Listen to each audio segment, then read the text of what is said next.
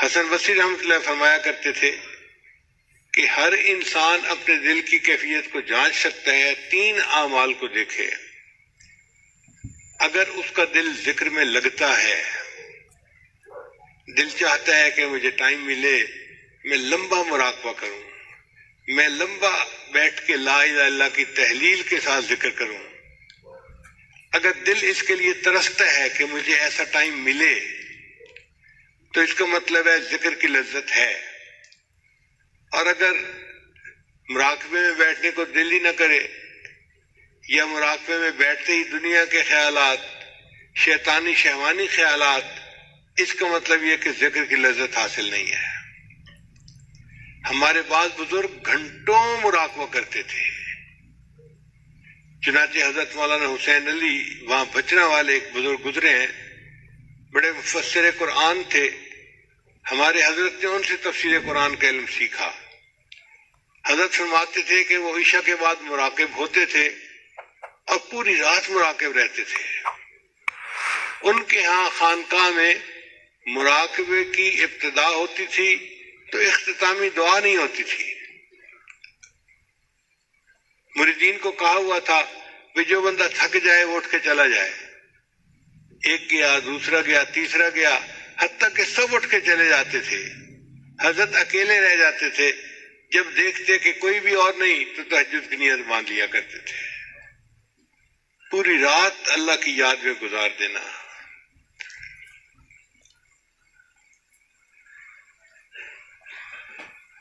مصر کے ایک بڑے بزرگ گزرے ہیں، سید بدوی رحمت اللہ علیہ، ان کے بارے میں آتا ہے کہ وہ 40 دن کا مراقبہ کیا کرتے تھے۔ تو مجھے حیرت ہوئی کہ 40 دن کا، تو کتاب میں تفصیل لکھی ہوئی تھی کہ وہ صرف نماز کے لیے اٹھتے تھے اور جماعت کے ساتھ نماز پڑھ کے پھر مراقب، یا کسی وقت بھوک پیاس کی وجہ سے اٹھتے تھے اور کھانا کھا کے پھر مراقب۔ 40 دن وہ مراقبے ہی کی صورت میں گزارا کرتے تھے، اور اس کی وجہ سے ان کے چہرے پہ اتنا نور آ گیا تھا کہ لوگ ان کے چہرے کی نورانیت کو دیکھ نہیں سکتے تھے۔ تو آخری عمر میں وہ چہرے کو چھپایا کرتے تھے، جیسے عورتیں چہرے پہ نقاب رکھتی ہیں نا پردے کی وجہ سے، وہ اس طرح چہرے پہ نقاب رکھتے تھے۔ ایک مرتبہ ان کے خادم نے کہا کہ مجھے اتنا عرصہ ہو گیا خدمت کرتے ہوئے، آپ مجھ سے بھی چہرہ چھپاتے ہیں، مجھے تو اپنا چہرہ چھپا دیجیے۔ تو انہوں نے چہرے سے نقاب ہٹایا تو ان کا مرید جو تھا وہ وہیں غش کھا کر گرا، بے ہوش ہو گیا۔ اور یہی حال حضرت موسیٰ علیہ السلام کا تھا، جب ان پر تجلی پڑی تھی اس کے بعد لوگ ان کے چہرے کی نورانیت کو دیکھ نہیں سکتے تھے۔ تو سید بدوی رحمت اللہ علیہ کی بھی کیفیت یہی تھی، اتنا اللہ کا ذکر کرتے تھے کہ 40 دن تک مراقبہ کرتے تھے، اور بعض ہمارے بزرگ پوری رات مراقبہ کرتے تھے۔ کیوں؟ ان کو ذکر کی لذت ملتی تھی۔ اللہ کے بڑے مزے، جو بھی چاہے وہ چکھ لے، یہ تو کر کے دیکھنے کا کام ہے۔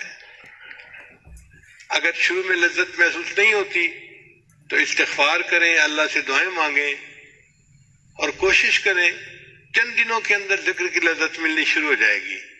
پھر ایسا مزہ آئے گا کہ دل چاہے گا کہ میں مراقبے میں بیٹھوں اور کوئی مجھے ڈسٹرب نہ کرے۔ ایسے بھی لوگ ہیں دنیا میں جو روزانہ کے معمولات کرنے سے پہلے 2 رکعت نفل پڑھتے ہیں، یا اللہ اب میں معمولات میں بیٹھ رہا ہوں، کوئی بندہ نہ آ جائے جو مجھے ڈسٹرب کرے۔ تو گھنٹوں ذکر کرنا مشکل نہیں ہے، مگر اس کی لذت مل جائے تو۔ آج بچوں کو دیکھو، آئی پیڈ کے اوپر گھنٹہ 2 گھنٹے بیٹھنا کوئی مشکل نہیں ان کے لیے۔ اگر ایک بچے کو آئی پیڈ پہ تصویریں دیکھنے کا اتنا مزہ آتا ہے تو اللہ والے جو ذکر میں بیٹھتے ہیں ان کو بھی اپنے دل کی سکرین پہ پتہ نہیں کیا دیکھنے کا مزہ آتا ہے۔ رہوں بیٹھا میں اپنا سر جھکا کر،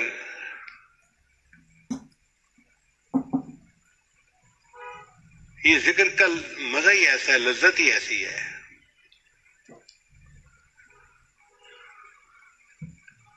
ویسے ایک دستور ہے کہ دنیا میں کسی بھی بڑے آدمی کو آپ ملنے کے لیے جائیں تو آپ کو انتظار میں بیٹھنا پڑے گا۔ مثلاً آپ جائیں جی میں پولیس کے بڑے سے ملنا ہے، تو یہ نہیں ہو سکتا کہ آپ جائیں اور سیدھا دفتر میں اس کے سامنے جا کے بیٹھ جائیں۔ آپ کو دفتر کے بعد انتظار کرنا پڑے گا، جی صاحب میٹنگ میں فارغ ہوں گے، آپ سے بات کریں گے۔ آپ کسی بڑے مفتی کے پاس جائیں، کسی بڑے آدمی کے پاس جائیں، جس بڑے کے پاس بھی جائیں گے آپ کو انتظار کرنا پڑے گا۔ اور اگر کوئی وی وی آئی پی پرسنالٹی ہے، جیسے ملک کا صدر ہوتا ہے، تو پھر تو آپ کو ہو سکتا ہے مہینوں انتظار کرنا پڑے۔ تو جس طرح دنیا کے کسی بڑے سے ملنے کے لیے انتظار کرنا پڑتا ہے، اللہ تعالیٰ کا دیدار پانے کے لیے بھی بندے کو انتظار کرنا پڑتا ہے۔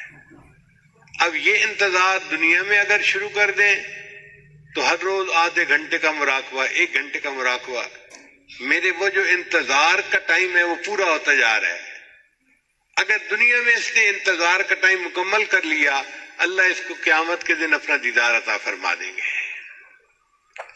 اور اگر دنیا میں یہ عمل نہ کر سکا تو پھر اس کو آگے جا کر انتظار کرنا پڑے گا، پھر اس کو اللہ تعالیٰ جنت دیں گے اور اپنا دیدار عطا فرمائیں گے۔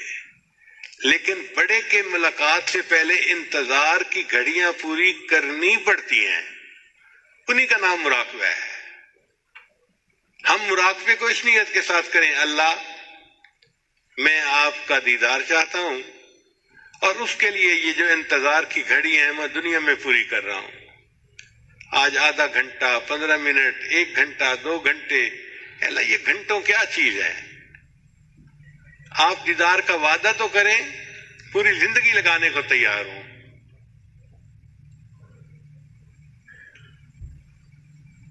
سر طور ہو، سر عرش ہو، ہمیں انتظار قبول ہے۔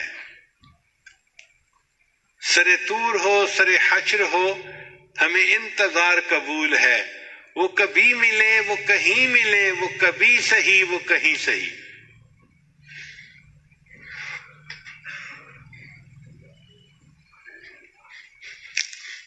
اللہ آپ ملنے کا وعدہ تو کریں، کبھی ملے، کہیں ملے، ہم اس کے لیے تیار ہیں۔ تو جب دل کی یہ کیفیت ہوگی پھر ذکر میں بیٹھنا مشکل نہیں ہوگا۔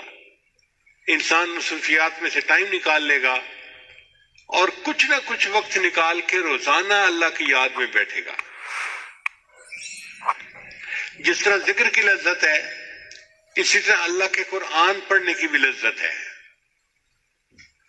مگر وہ لذت ہر بندہ نہیں محسوس کر سکتا۔